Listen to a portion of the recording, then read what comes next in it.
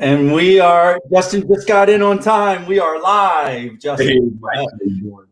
We had some technical difficulties with me getting him the info. So are you ready to go, Justin? I am. I literally just clicked on the link and popped in. I know.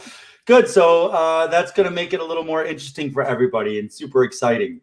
So, well, great. I don't have any prep for you. So I guess, why don't you tell us your story? I joined back in 2003 as a medic. I was a combat medic, line medic, did a couple of deployments overseas in Iraq, and eventually commissioned to Medical Service Corps officer.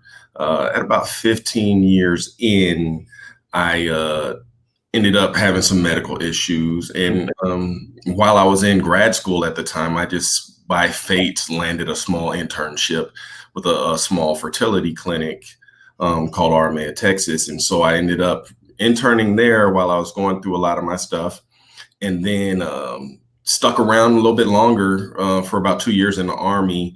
While I was in the Army still, kind of did a little bit of side consulting for them over the 2 years. So I had always maintained and kept those contacts while I was in. And then eventually I was medically retired and ended up joining them as a practice manager. And so I ended up managing one of their clinics in Dallas, and then eventually was promoted to a regional chief operating officer a little bit under a year afterwards. Oh, wow. So let me go back to this. So you were in like a 2-year Medboard process. Yeah. Sounds like. Yeah. At 15 years. Yeah. So you're planning on retire. Things change. Yeah, I was planning on retiring as an officer and doing my time, finishing my time as an officer. And fate had it that I didn't get to make it to that point. And so I literally, from that 2-year plan, started to plan out and chart out, my way out and how I was going to transition over as a civilian. So it was almost a 2-year planning process for me. But was there some uncertainty, as is usually there with the Medboard process, or did you know it was going to take about 2 years? I knew I had to lay the groundwork for it, because it just wasn't a layup. I knew I had to sell myself to other people and convince them that I could make the transition. Of course, being a healthcare administrator in the military, you take for granted that, if you're working in an Army hospital, that it's 100% the same, when there's a huge difference in what we do. Military leadership is one thing and it transfers well. However, you have to be able to sell that you can make that transition to a lot of these people, especially in the military, when you're not somebody who is dealing with a position that gives you P&L responsibility.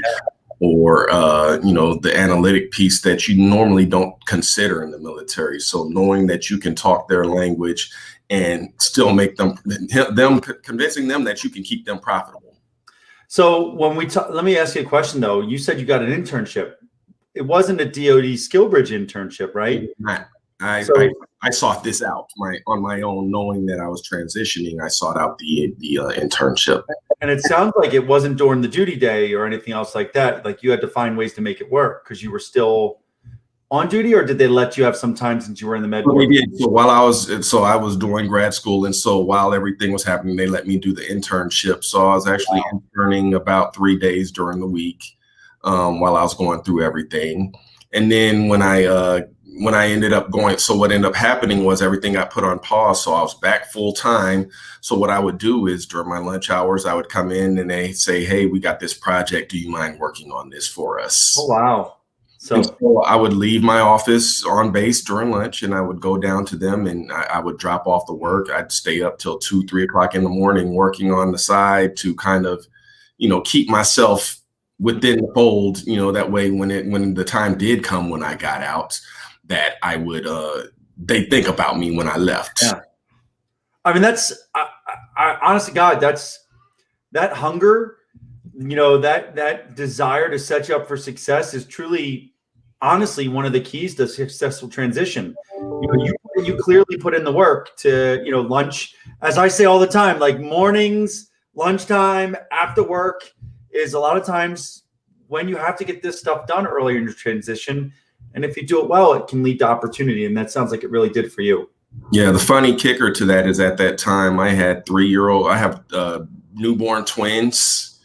and 14 months behind them, a 1-year-old baby. So a lot of the times I was working in the middle of the night with a baby in my arm while I'm doing these consulting projects at 1, 2 o'clock in the morning. Oh man, but it paid off. So you started off in your role. Was it Inception Fertility or it's something else? So it was Inception Fertility is the management company that manages all the clinics nationwide. So I was with Aspire Fertility, which is one of the companies under the Inception Fertility management. Okay, all right. So you got in there. What was your first role? I was so I started out when I interned, I was a data and a business analyst. Mm-hmm. And then when I came on full time, I was a practice manager, administrative director for their clinics in Dallas, one of their clinics in Dallas. And was your first role something similar to what you were doing for them during your internship? No, so I did a lot of their business development analytics and a lot of their data analytics for them the first couple of years. So the leg up that gave me is I really understood the inner and outer workings of the analytical piece of the job. So I was able to make sound business decisions when I took over because I had already known and learned their systems and how to analyze the data and be able to make data-driven decisions at that time.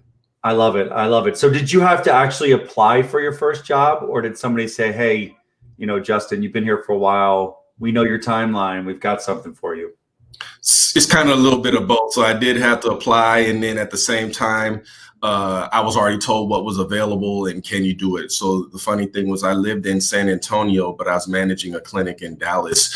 So part of my transition was, and thank God at the time, I had a very convincing or a very supportive wife. They allowed me to travel. So I would literally catch a red-eye flight Monday morning to Dallas, and I would stay in Dallas Monday through Thursday and stay in the hotel. And then I'd fly home Thursday night, work from home on Fridays. And I did that for almost a year back and forth. That's traditional commercial consulting, right? A lot of people don't realize that when you talk about consulting, there's a lot of travel involved. At least there was pre-COVID.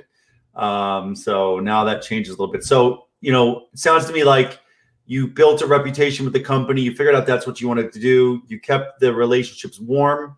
So when your timeline, and you kept everybody in the loop. So when your timeline was closed, they said, we got these jobs for you.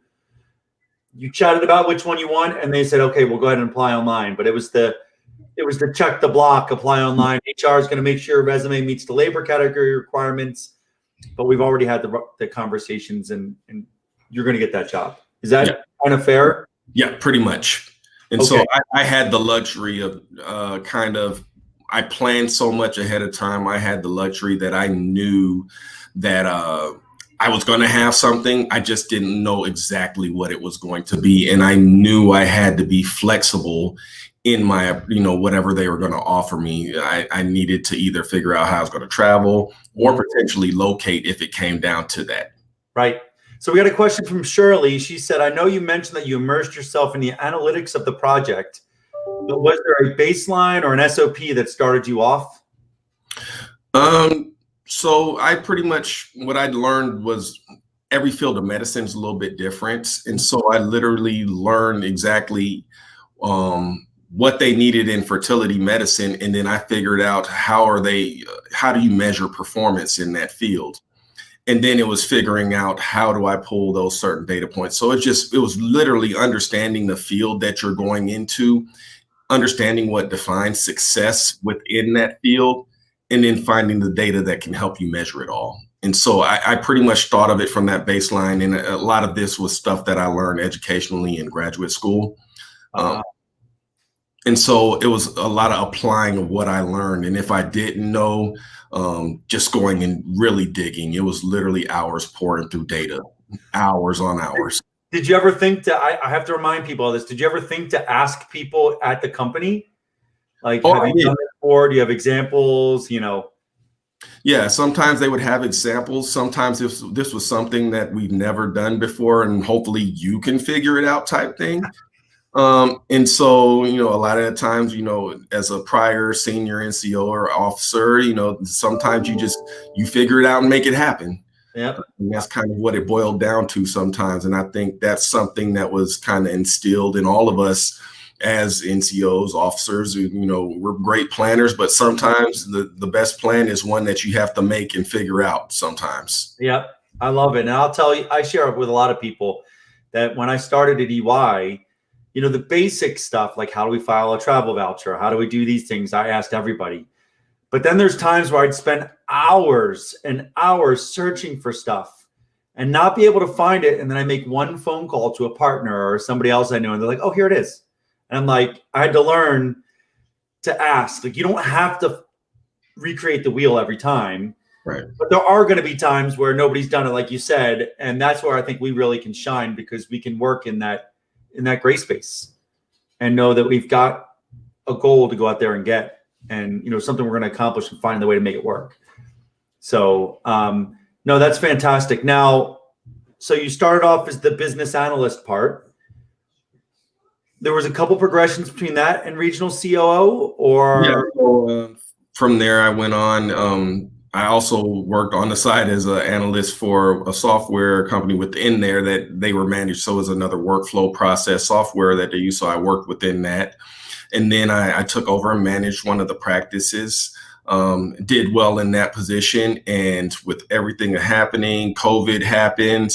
I had already worked well with the other clinics in the region. I had known all the management in those areas. And so there was a vacant for the regional COO position at that time, because I had been so well known, because I had worked with every single one of those clinics. I was offered the position.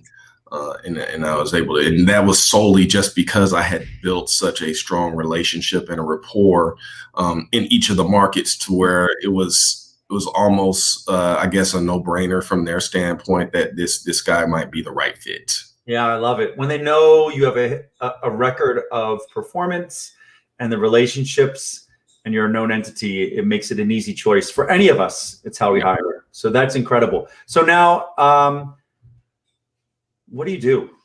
So, like, I don't know. Like, when I wrote an article like 3 years ago called, what in the world is a sergeant major? And I kind of likened it to being a COO, but that was just a literary article. It wasn't, you're not the sergeant major of your region. Right. So can you share with us, like, literally, what does a regional COO do? And so I work, first, Inception Fertility manages IVF clinics, in vitro fertilization. So all of our clinics have full-blown actual clinics where we're doing ultrasounds and actually helping diagnose infertility. We have full labs that do embryology work. So we're literally here doing egg retrievals on female patients, inseminating those eggs with sperm in our lab, incubating the embryos, and producing pregnancies for those who struggle with infertility. So what I do is I manage, I oversee 3 different sites, well, 4 different, in Dallas, San Antonio, Austin, and McAllen, Texas. And so I have managers in each of those sites. I oversee all those. I'm pretty much the one responsible for all the strategic planning, P&L success in all those, marketing success in each one of those. So pretty much overseeing all these and actually reporting directly to national COO and CEO on these. And this is a PE-backed company. So they have investors who want their businesses to do well. And can you share with everybody what PE stands for? Private equity. So a lot of these businesses, and fertility is kind of a up and coming. It's not old, but it's starting to become more mainstream now. And so a lot of private equity firms like your Morgan Stanley, or Lee Equity, they purchase these companies in hopes that they can build them up and eventually sell them off, and to a long-term firm that's going to hold these. But right now, because it's building so much, they purchase these companies and they grow them. And so, like, Inception is one of the companies that they've been growing over the years, and now they're gotten bigger, and eventually, the private equity get their money and it'll become something that'll be long-term held eventually. I love it. So let's go back to what your day looks like. So I want to share something. I think this is going to be exciting for people. You talk about P&L, profit and loss. How much of your day or time is spent around looking at those numbers? And what's it mean to you and your organization? So on a day, normally when I first walk in the door, I'm probably spending about 15 to 25 minutes just kind of looking at the daily metrics of what happened. What did we see yesterday? What volume did we see yesterday? How much money did we bring in across each of the markets? And then I would almost say my day is, I can almost liken it to some of the stuff that I do in the Army. Some of the stuff that we did as NCOs, officers, it's still a teach, coach, mentor. Mm-hmm. That is something that is, I think you can never lose that when you come to the civilian side of things, because just like soldiers in the Army, your employees are looking for some guidance, some mentorship. You'll have some, just like the private, that doesn't want to do anything, that is just there making it through the day. And you have some that are hungry to learn and hungry to advance. And then you got your hard chargers who are, if you don't take care of them, you don't mentor them, they get bored and they walk off to another place. And unlike the Army, they can just walk out and leave tomorrow. And now you got to find out how to replace them. And that costs money. Yeah. And people are actively looking for those high performers, those hard chargers. Yeah. So if you really don't make them known that you want them, that they're a part, that you're building something for them, then they will leave. Someone will find them and offer them something better. So that's a great point. Now, do you have to I want people to understand, I don't think I've had anybody really talk about P&L. That's why when we talk about a regional CLL, like, do you have to make hard decisions based on numbers and profit, on workforce, on what you buy, what you offer, things like that? Yeah. So we're always looking at, more so than the revenue side of things, I'm always looking at how I can balance my expenses, knowing that, I look at staffing and are we operating efficiently? And we always have the same question every time whenever I'm posed with an issue. And they always ask me, well, this is the problem we have. I say, is it a people problem or is it a process problem? Do I need people or is my process flawed? And so I always look at, okay, am I spending this much on medical equipment? Am I using the best vendor? Am I getting the best deal on this equipment? Or is my clinic actually operating efficiently, or are we wasting things? Or do I have too much or too little staff? Or I have a really high expense this month on legal expenses. Why am I spending on lawyers? Things like that. And so I start to look at that. What am I spending money on, and how can I increase my profit margin? And if I don't necessarily see that I can increase it, how do I increase my revenue? And what's the happy medium in there? Because I don't want to decrease my expenses and my staffing at the expense of my revenue, because it's a balance between all of this. That's fantastic. So totally different than what we had to do in the military, right? Yeah. You can't just throw more people at it. Yep. And you can't just buy whatever, end of year, you can't just go out and buy all the furniture. We all know we've been there, any of that stuff. You really are being held accountable for profit and loss. And that impacts the livelihood of a lot of people in your region, right? Yeah, absolutely. Profit margin matters, though. The people in the region, they make everything happen. I'm just the guy who kind of dictates a lot of things, but at the same time, I got to keep investors happy. So right. It's a fine line on happy staff, happy investors, and, trying to figure out what that happy medium in all of that is, because at the end of the day, you have to make money. You have to prove that you can keep the business making money, and they don't care how many soldiers you led or how many people you stood in front of in formation. If the dollars don't make sense, you're just a guy who used to wear a uniform. Yeah, I love it. I love it. So, I mean, at the end of the day, they're not in business to hand people money. Exactly. Right? They're in business to make money. So, all right. So your day, you said 15 to 20 minutes right off the bat, like just getting caught up on numbers, metrics, revenue, all the other stuff. And then you're putting out fires all day, basically. It is. It's literally, this is the problem we have. We're having issues with the phone today, or there's an issue back in the lab, or one of the doctors needs something.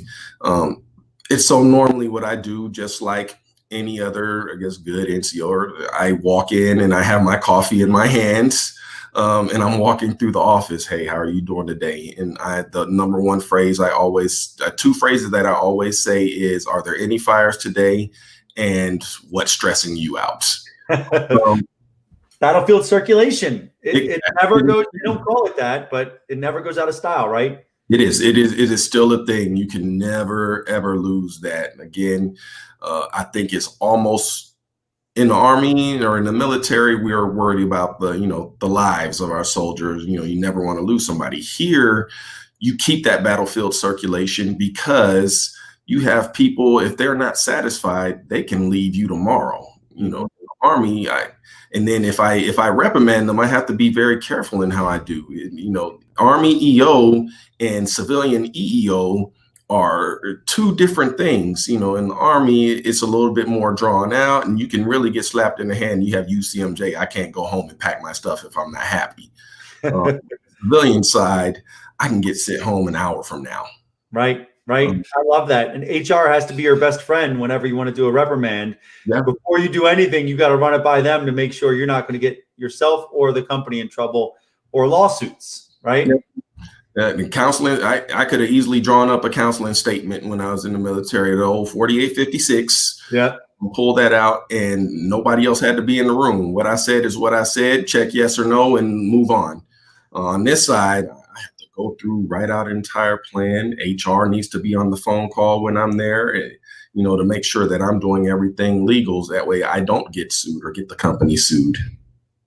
I love it. So aside from the battlefield circulation, I'm guessing, really it sounds like your CO job is like a 9 to 5, 1.5 hour lunch. Don't do anything strenuous. I'm totally joking right now. Yeah. When do you start your day? When do you typically end your day? How many meetings are usually thrown, Zoom sessions or travel? Can you kind of give us an overview? So I spend probably 2 to 3 days a week on the road. So I'm normally flying out to one of the locations or driving up to a location, and I will spend a day there. Normally my days start around 6:30 in the morning, getting myself together. I'm in the office between 7 and 8 in the morning, checking through the emails. If I miss a day of emails, it's easily 200 to 300 emails in my inbox. Oh my God. Literally prioritizing what messages am I answering? What do I need to get to first? And then actually not getting stuck in that email, because you can easily get stuck in that line of work where you're just sitting there putting out fires via email, as opposed to being there and putting out the fires. And just like the military, you can't put a premium on presence. Mm-hmm. Just because you're there in the office doesn't mean you're present. And so you actually literally have to be there, because a lot of like in the Army, people seem to be more comforted when they see your face, right, as opposed to that guy over the emails that's sending things and sending out orders and not really being there on the ground. Yep. I love it. It's the personal relationships, right? That's how you build trust. And it goes both ways. So 200 to 300 emails, 7 a.m., travel 3 days a week. I'm normally ending my days around 6 p.m. And that's 5:30, 6 p.m. I'm going home. I spend time with my kids in the evening, and once everything is done with the kids are down, maybe a little bit of family time, and then I'm probably back in front of my computer 2 to 3 days out of the middle of the week. I try my best to unplug on the weekends, but normally I take at least 2 to 3 hours on the weekend to get caught up on some things. And but then throughout my days, I probably have 3 or 4 meetings throughout the day. There's planning meetings. Then I also owe reports to my bosses in the corporate office.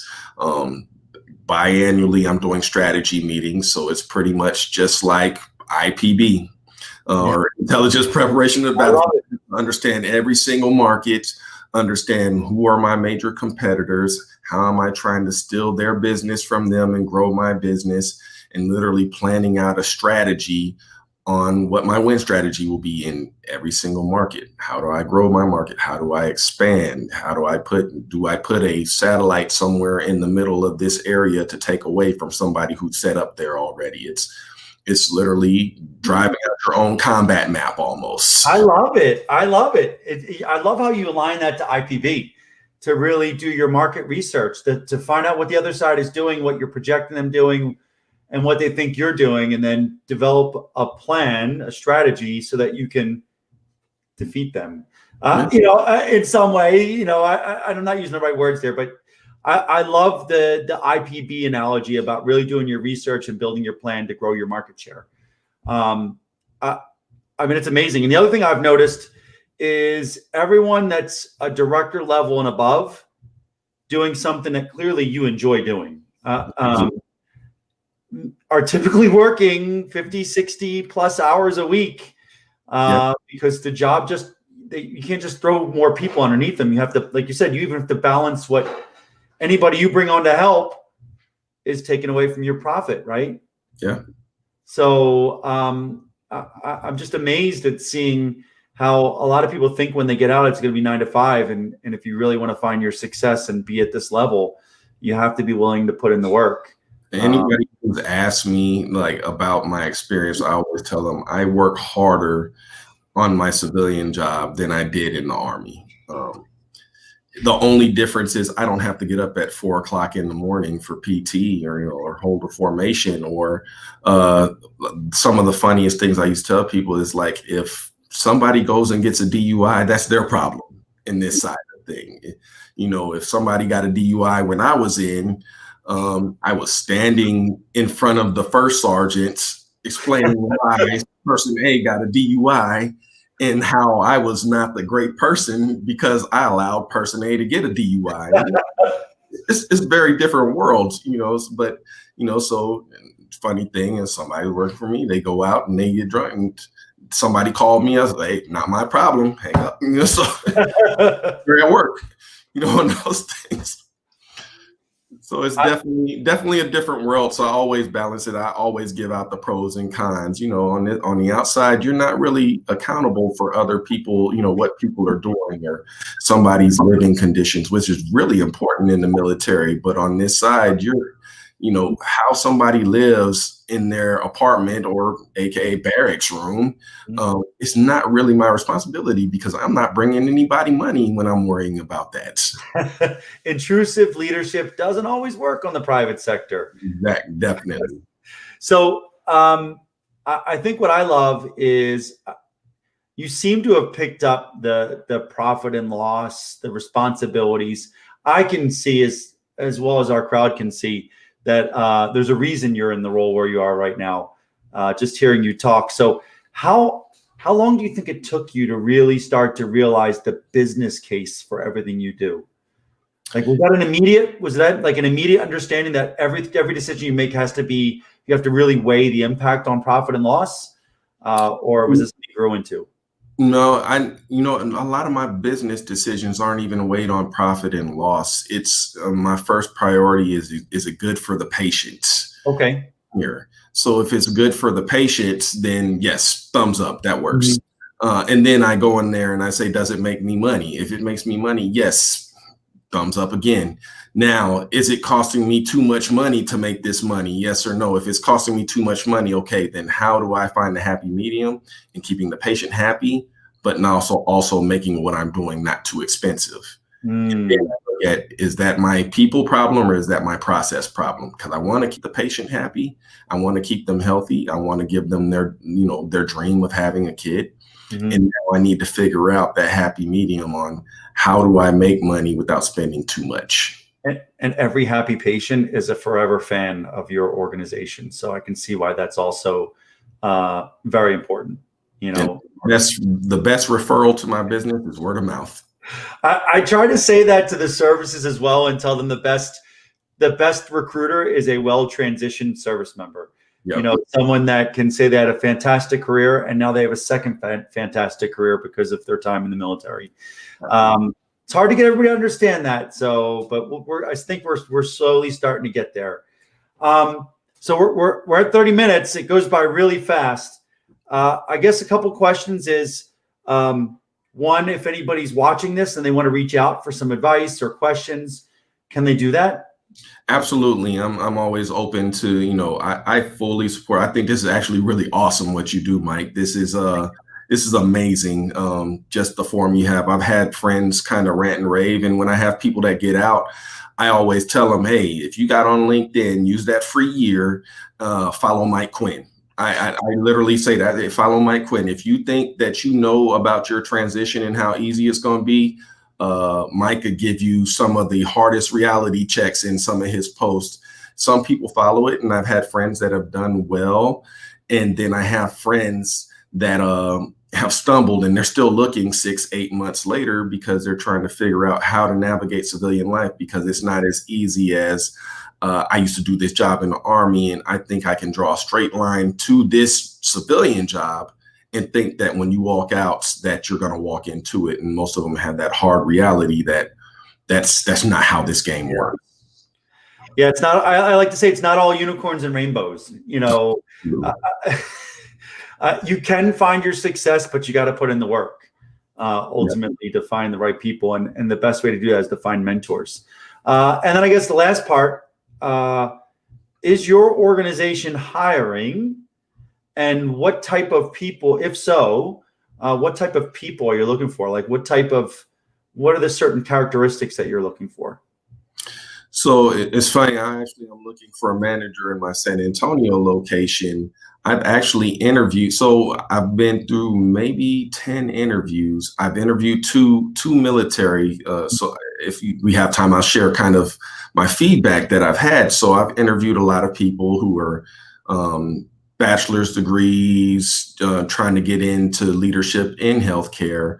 And then I've had former retired military, and all of their resumes look the same. You can almost tell instantly what their resumes look like, because the vernacular that they use, how they measure themselves in the military looks like an NCOER or OER. You can automatically pick that out anyway. And then when you talk to them, you can almost tell that they have the rigidity of a military person. And in healthcare, on the civilian side, rigidity, especially in a very sensitive field like infertility, is not necessarily the best approach sometimes. So they come in with, process and standards, and this is how I do things. And it comes off as kind of a little bit more rigid than you'd like in this field. And so what I would tell anybody who's actually applying is, one, get somebody to look at your resume so it doesn't sound very military. For me, I can catch that. So I understand when somebody in the military is trying to find a job because I see the resume. But for recruiting firms, that's hard to pull out, because they'll see that and just think that this resume isn't pieced well together, because it really doesn't give the picture that we're looking for. Right. And then I think you had another great point is understand the industry.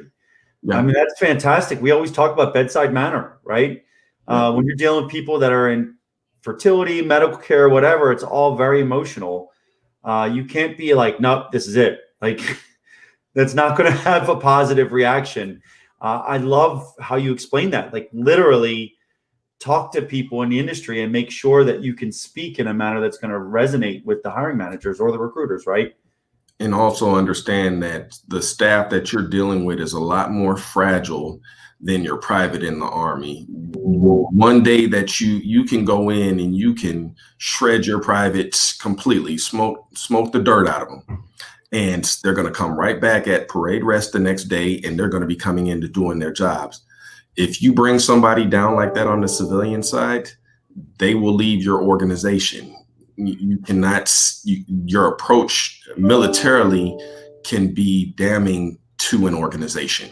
Yeah, I think that's a great point. So important. So, well, Justin, thank you so much for spending your valuable time, incredibly valuable time with us today. I know that everyone that has dialed in has learned a lot of it, as have I.